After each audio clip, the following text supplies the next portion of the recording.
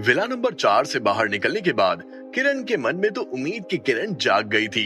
लेकिन जब उसने देखा कि विराज और प्रखर के चेहरे पर खुशी वाले कोई एक्सप्रेशन नहीं है, तो उसके चेहरे पर उदासी लौट आई थी और किरण के कदम विला नंबर 4 के बाहर ही अटक गए थे। ना जाने वो किन ख्यालों में खो गई थी, लेकिन उसके ख्यालों को विराज ने जल्दी तोड़ दिया जब विराज के मुंह से कुछ ये शब्द बाहर आए। हे, तुम वहां पर क्यों खड़ी हो? अगर तुम हमारे साथ नहीं चलोगी तो फिर फॉर्मेलिटीज कैसे पूरी होगी? किरण को अपने परिवार वालों की चिंता सताए जा रही थी, लेकिन विराज के मुंह से निकले शब्दों ने किरण की चिंताओं को चिता के समान जला के राख कर दिया था। उसे यकीन नहीं हुआ कि उसने विराज के मुंह से कुछ ऐसा सुना है। बेसुध हालत में वो बस विराज और प्रखर को निहारने लगी थी।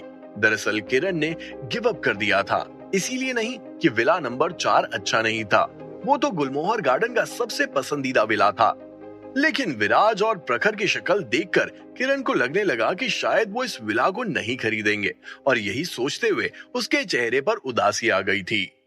लेकिन जैसे ही विराज के मुंह से निकले शब्दों को किरण ने सुना, वैसे ही उसके चेहरे पर खुशी लौट आई थी। उसे ऐसा लगा जैसे आसमान से कोई फरिश्ता उसकी झोली में उतर गया हो। तुरंत ही वो विराज और प्रखर को फॉलो करने लगी थी। अरे, ये दो गरीब फिर से आ गए। अगर मैं किरण की जगह होती तो इन्हें कब का बाहर का रास्ता दिखा दिया होता। जैसे ही उन तीनों ने सेल्स ऑफिस में कदम रखे, वैसे ही एक सेल्स मैनेजर की आवाज विराज के कानों में दहाड़ती हुई गूंजी। किरण के परिवार को जो पैसों की जरूरत थी, वो आराम से विराज के कमीशन से निकल सकती थी। ऐसे में किरण बिल्कुल भी नहीं चाहती थी कि कोई उसके क्लाइंट के साथ इस तरह से पेश आए।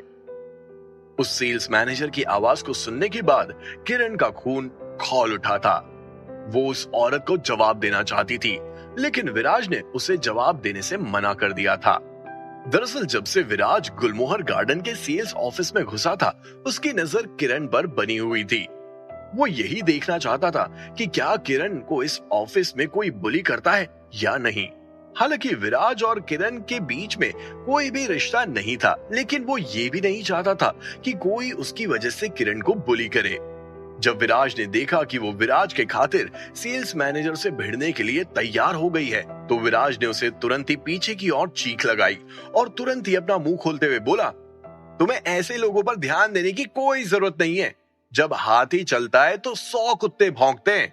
हमें सबसे पहले इस डील पर ध्यान देना चाहिए, उसके बाद में मुझे तुमसे और भी कुछ बात करनी है। विराज के मुंह से निकले शब्दों को सुनकर जब किरण ने अपनी नजर विराज पर टिकाई, हालांकि वो जानती नहीं थी कि विराज को उससे किस बारे में बात करनी है, लेकिन विराज की आंखों में और उसकी बातों में किरण को कोई गंदे ख्याल दिखाई नहीं दे रहे थे, बल्कि वो विराज के शब्दों में केयर महसूस कर सकती थी। विराज ने जब डील की बात की तो किरण को पूरा यकीन हो गया था कि वो विला बिकने वाला था। जब किरण फॉर्मेलिटीज पूरी करने के लिए अपनी डेस्क की तरफ जाने लगी, तब विराज ने उसे वापस से रिमाइंड करवाया, तुम्हें मुझे डिस्काउंट देने की कोई जरूरत नहीं है। जो उस विला की नॉर्मल प्राइस है, उसी प्राइस पर कॉन्ट्रैक्ट बनना चाहिए।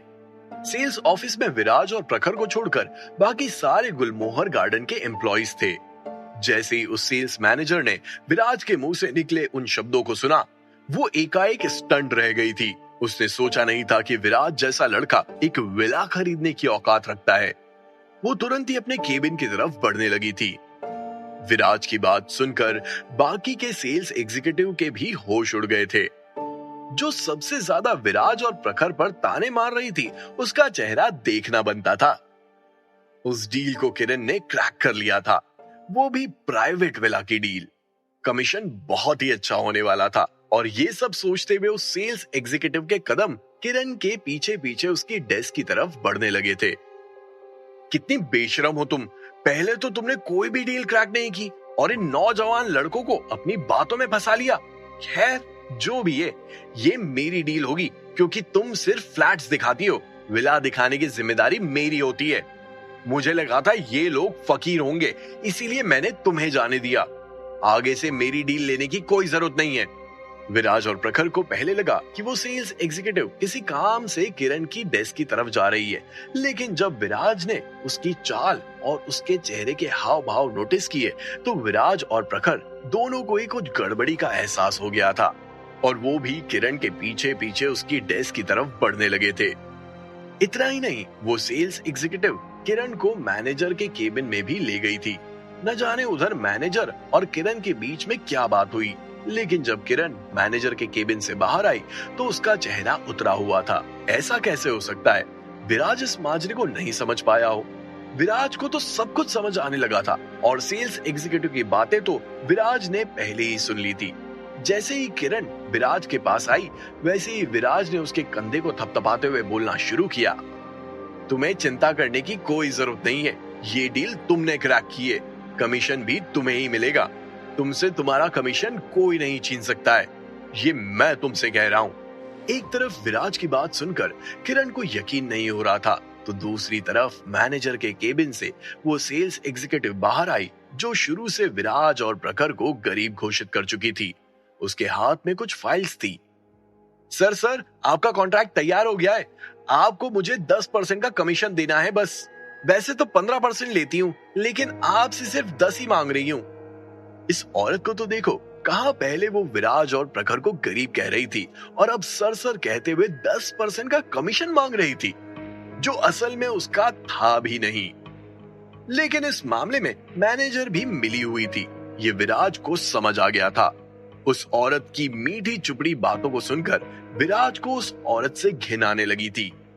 विराज ने उस औरत को देखा भी नहीं और अपना मुंह खोलते हुए कहा, कॉन्ट्रैक्ट को नीचे रखो और चुपचाप मेरी नजरों के सामने से दफा हो जाओ।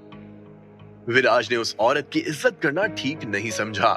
जैसे किसी मक्खी को भगाते हैं, वैसे ही विराज ने उस औरत को उसकी नजरों से भागने के लिए कह दिया था, शेमलेस वुमन। अंत में विराज ने उसकी इज्जत पर चेरी ऑन द टॉपिंग भी लगा डाली थी। हे, मुझे तुम्हारी ये धोस दिखाने की कोई जरूरत नहीं है। नहीं चाहिए मुझे। 15% का कमीशन बनता है, सिर्फ 10 मांगा। 5 भी दे सकते हो तो दो, और अगर अमीर बनने का इतना ही शौक है तो पूरे 15% दो। दिखावा करने वाले यहाँ पर बहुत आते हैं, फुटो यहाँ से। विराज ने जिस सेल्स एग्जीक्यूटिव की बेइज्जती कर डाली थी, वो अब विराज और प्रखर के सामने और ज्यादा एक्टिंग नहीं कर सकती थी और अपनी सारी सीमाओं को लांघते हुए उसने विराज जैसे क्लाइंट के सामने इस तरह के शब्दों का प्रयोग किया। ओह गॉड, अब तो इस सेल्स एग्जीक्यूटिव को केवल दुआएं ही बचा सकती है, क्योंकि विराज उसे छोड़ने वाला नहीं था। इससे पहले कि वो सेल्स एग्जीक्यूटिव आगे कुछ बोलती, पूरे ऑफिस में ठाड़ की एक जोरदार आवाज आई।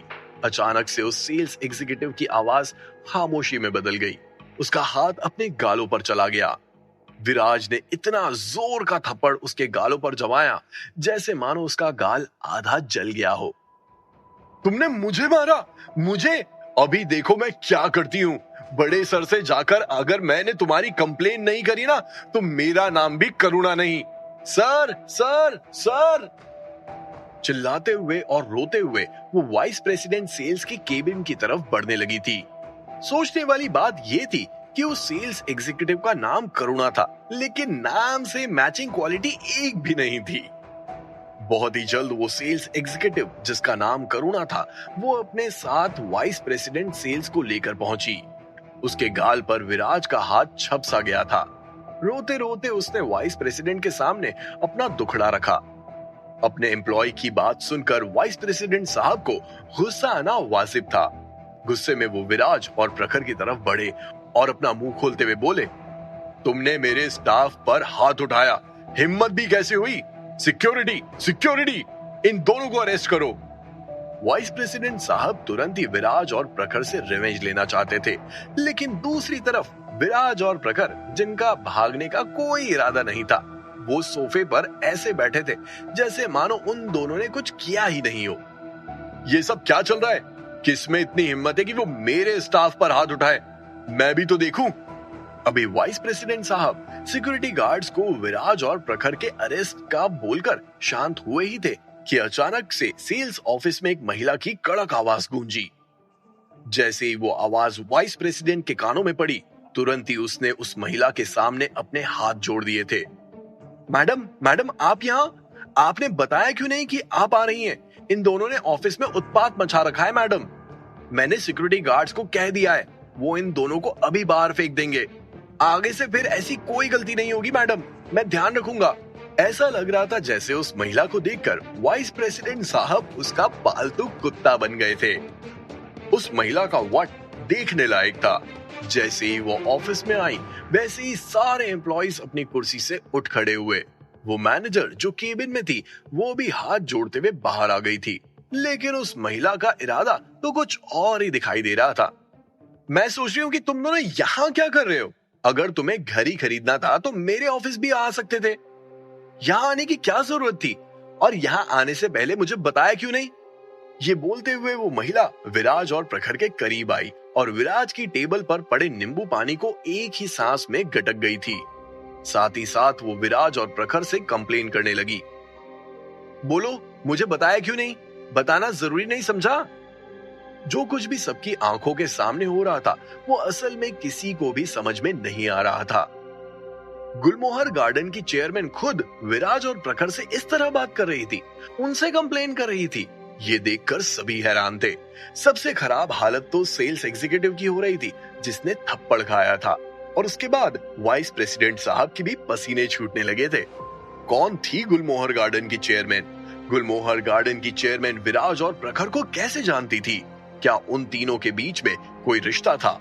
क्या होगा आगे? क्या वो चेयरमैन विराज की हाई स्कूल या कॉलेज की दोस्त थी? क्या होगा जब उस सेल्स एग्जीक्यूटिव की हरकत के बारे में वाइस प्रेसिडेंट साहब और चेयरमैन को पता चलेगा? आखिर चेयरमैन इतनी तमीज के साथ विराज और प्रखर से क्यों पेश आ रही थी? इसके पीछे का क्या खेल था? क्या विराज अब भी विला नंबर 4 खरीदेगा? विराज किरण से क्या बात करने वाला था? क्या विराज किरण को अपनी कंपनी में शामिल करेगा? क्या किरण का टॉपिक दोबारा बाहर आएगा, या फिर अब चेयरमैन ही सारा अटेंशन खा जाएगी? जानने के लिए सुनिए कैश ऑन माई माइंड, सिर्फ और सिर्फ पॉकेट एफएम पर।